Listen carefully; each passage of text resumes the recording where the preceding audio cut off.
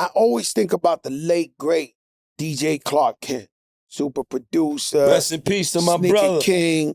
God's favorite, man. God's favorite. He, this guy was the best in the world. He passed away. But I always think about when he said, because he did it all. Like he was cool with Biggie, Jay-Z, like he put them on. And he started with Kool Herc. He's seen his whole shit from hip hop. He wasn't that old, man. He wasn't. He's one of Kool Herc's original DJs. Superman Clark Kent was down with Kool Herc. That's how far he go back. I met DJ Khaled and DJ Nasty at a Clark Kent battle. He had a battle and we came up. That's how I met Khaled online around Flojo time. And so he said that Biggie and Jay-Z, both his mans, and Biggie would be like, yo, why you say Jay-Z? But he used to tell Biggie that Jay-Z's better than him, right? And Biggie would be like, how you think he nicer than me? He'd be like, yo, because you a rapper. He's an MC. He's like a poet. He could, this is early Jay-Z, before all the hits. He's a poet, whatever the case may be. And so, to me, the difference of an MC and a rapper is an MC is, and you have huge hits too, but you got your hand on the third rail. Talib Kweli, Jadakiss, Common, these are KRS, MCs. Rappers, what he's referring to is the guys on Billboard that crossed over and we think they commercial. What do you think about that argument right there that he was having between Big and Jay-Z, where Big was like, yo, I'm nicer than son, but he was like, nah, Jay nicer than you, he's an MC. Of course, this is before Success. What do you think the difference between an MC and a rapper is? I think an MC is just what it means. You know what I mean? You controlling the maestro. You can do everything. You have diversity. You have you can do different. You can do a beer commercial. You can do an R&B feature. You can do it all. A rapper's just playing with words. The ability to put words together. An MC can control the crowd. He can have the crowd in his hands. He can engage with the crowd. Yeah, but Nelly, not he just does even stadium. the crowd with just. Yeah. Hey, it's all about the money. Now you're going into being an entertainer. You know what I mean? Is it entertainer? Is it rapper? Is it MC?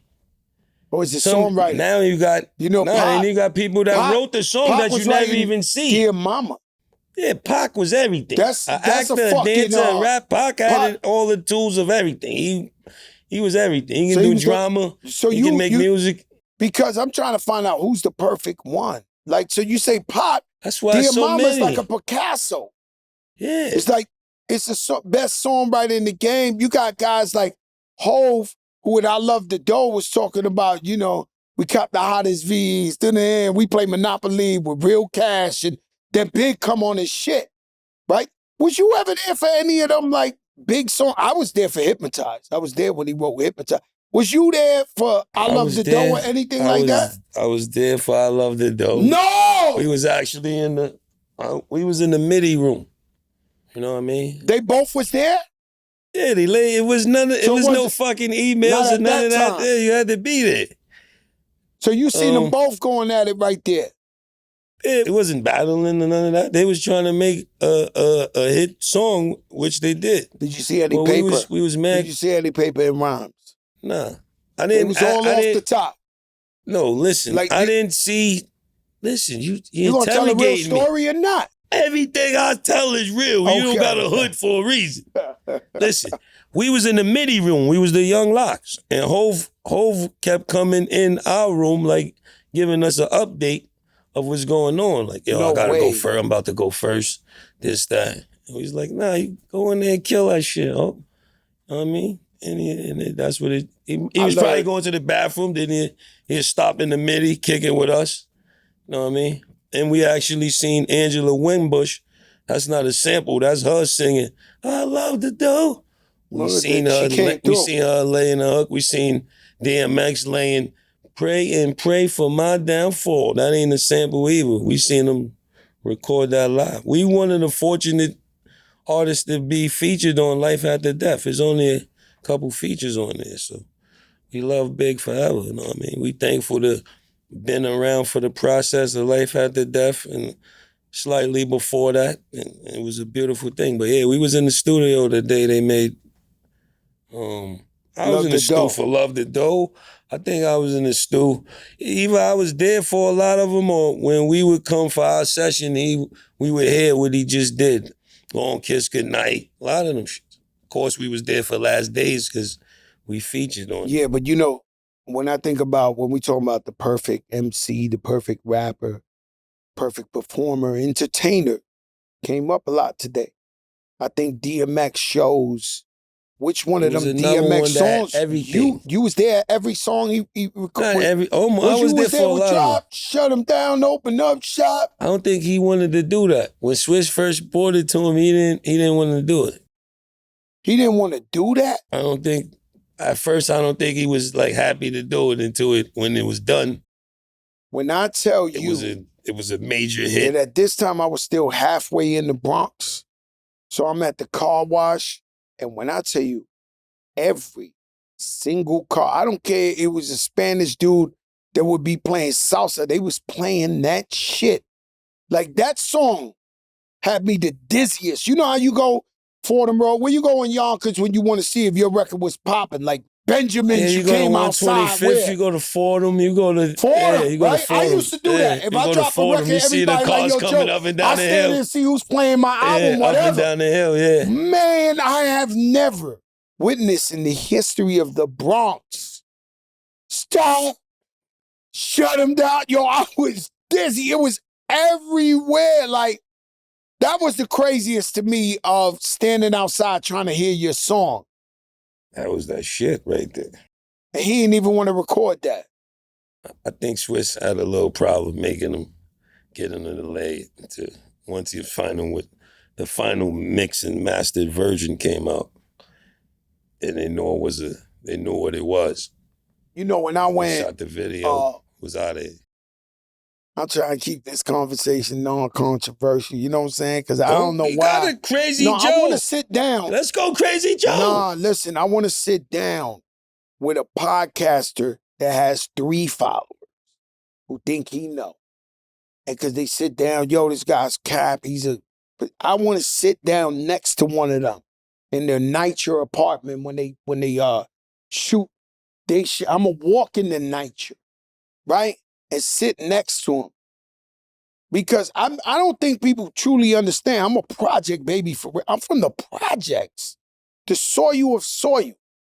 You know, you can't do nothing to Fat Joe. If you go look him up, street, you can't not say, I'm be looking there and I'm really looking at guys calling me a capper or this or that. I want to sit next to one of these guys and say, break down the cap.